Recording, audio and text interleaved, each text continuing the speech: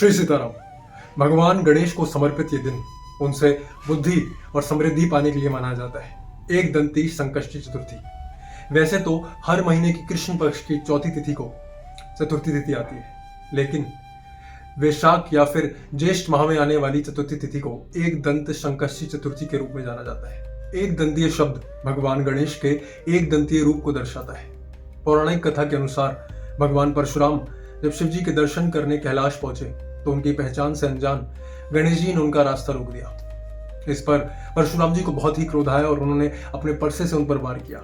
इस बीच उनका एक दांत टूट गया, इसलिए उनको एक दंतीय भी कहा जाता है। टूटा हुआ दांत एक महान उद्देश्य के लिए गणेश जी के किए गए बलिदान को दर्शाता है। ये सीमाओं के बावजूद चुनौतियों का सामना करने और उन पर विजय प्राप्त करने की शक्ति का भी प्रतीक है।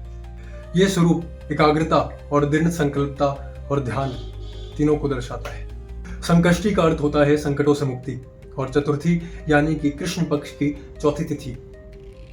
भगवान गणेश के गणेश पुराण और मुद्गल पुराण में उनके स्वरूपों की महिमा, व्रतों का महत्व, चतुर्थी तिथि की महिमा और उनके कई स्वरूपों का पूजन और व्रत आदि के बारे में दिया गया है। और इससे हम ये भी जान सकते हैं कि ये एक दंत संकष्टी चतुर्थी तिथि कितनी महत्वपूर्ण है।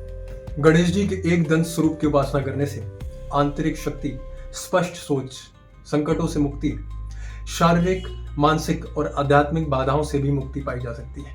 इस दिन गणेश जी की पूजा उपासना करके, व्रत आदि करके उनका पूजन, स्तुति पाठ आदि करना चाहिए। इस एक दंत स्वरूप की उपासना करने से मानसिक बुद्धि और विवेक की प्राप्ति भी होती है।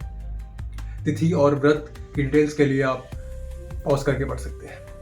श्री सीताराम।